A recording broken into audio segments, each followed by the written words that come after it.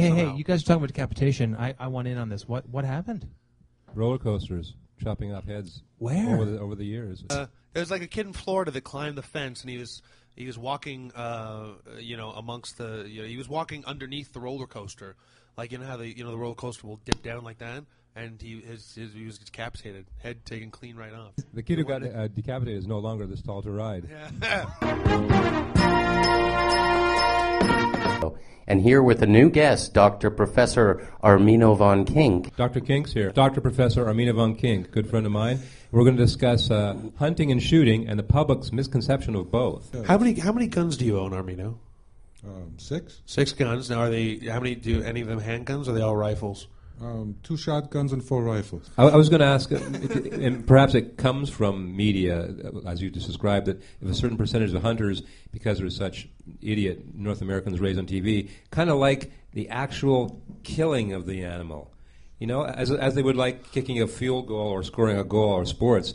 But the moment when I'm engaged with the animal, that is really the moment that makes my heart beat faster. Mm-hmm. It's not the kill. It makes me appreciate animals and nature on a level that you could never by just taking pictures or canoeing in nature, because Thanks, I have Pierre. to actually be there, and I have to think from the point of view of the animal in order to be able to catch it where it lives. And this sort of gives me an insight into the animal's life and into nature that causes me to think of conservation, preservation, and just be more sensitive towards nature and all its issues. I would be a lot more reluctant to cut someone off or just say, hey, fuck you, I'm in line first if I knew that everyone was armed. Wouldn't there be more? I would think eventually, though, there would be more gunfights. Well, just in like a convenience store, or like just because if everyone had guns, I just think or like a arguments Toys R Us or something like wouldn't that. Wouldn't arguments just become gunfights just amongst You'd a certain still go percentage? to jail for shooting someone. Well, everyone has access to knives. How come there aren't more knife fights? Yeah, that's true. That is right. And That's wouldn't a it be good point. great if there were more knife fights? Let's have a knife fight.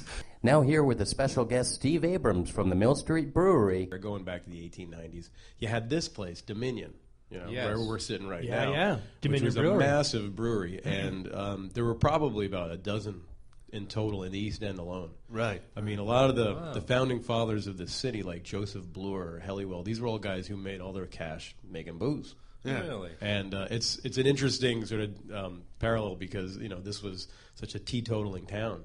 Well, these kooky liquor laws that they're just now getting rid of, but, that's how they made their money. So Smart guys. yeah, they were.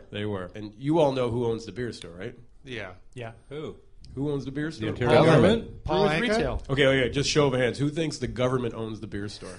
Well, I know that on their racks in the beer store, you can only get Labatt and Molson products. You have to ask special for any other stuff. That's right. the brewery? Labatt, the Molson, Brewers and Retail. It's owned by Molson, Labatt, and Slater. Right. So Yeah. that's what they call a the Brewers Retail. big miss. Yeah, exactly. And then, but now they call it the beer store. Yeah. It's BRI. So for us little guys to get into the system, you're paying to play. And they control the whole playing field. They control the distribution. Yeah, I did not know that. I just Yeah. a lot of The people know that. LCBO is a it's- little bit different. The LCBO is different. Yeah. They tell you what price you can set it. Like you can't go below $1 a beer. They're the ones who determine it. And we started at the LCBO. We didn't even go to the beer store because you go in, you got this giant wall. Like how are you going to differentiate yourself? So Exactly. the LCBO has been great for us. We love the LCBO. I love the LCBO. I love it too. And we love the beer store too, but it took a lot more time. It was a slow burn to get, and that's when you got to market. You got to advertise. Can I ask one more definition? The Vit beer, the Weiss beer, which you have now? Right, there's love different that. types of wheat beer. I mean, it uses malted wheat, and they also use barley in it as well. It's not purely wheat, but I was sense like a little bit of lemony taste. yeah, absolutely. That throws me off. The lemon thing throws me off because when I was a child, when I was naughty, my nanny would make me drink lemon pledge as punishment. So whenever I taste that lemon thing, Then we will remember things we said today. Things we said today. So Cadmium, spadmium.